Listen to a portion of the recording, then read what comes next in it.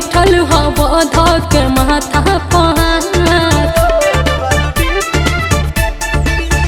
लटकवले बारह मुँह तू नहीं खम से काहे बैठल हवा के माथा अरे ऑनलाइन अब न करब, गम में डूबल बानी धोखा खा के। पर क्या मुझे एक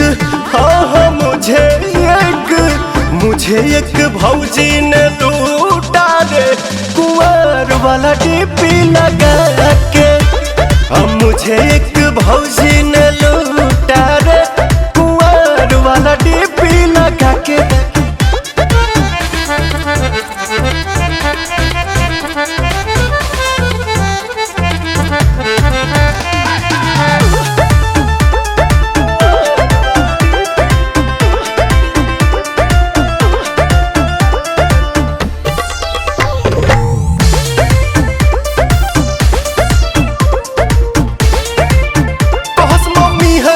साथ न करस वीडियो कॉल पे बात तजात रली खिसियात फोनवा देत रली काट।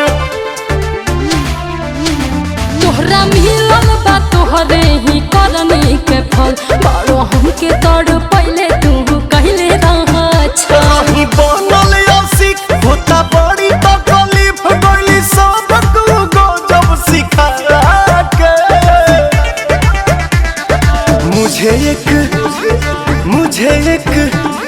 मुझे एक भौजी ने लूटा रे कुंवर वाला डीपी लगा के। मुझे एक भौजी ने लूटा रे कुंवर वाला डीपी लगा के।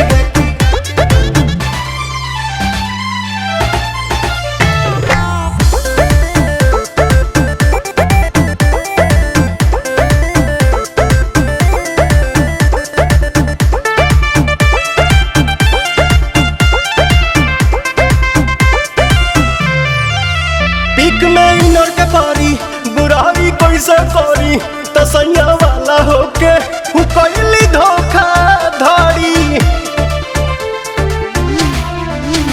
छोड़ा जाए दाना कैला तू गलती जवन अफसोस मत कर प्रिय दरसी पवन। देहो कैसे भुलाई दिली आदत धराई रातों रात भर हमसे बतिया के।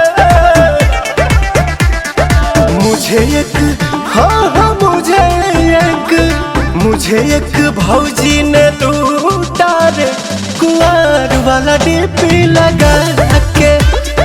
मुझे एक भौजी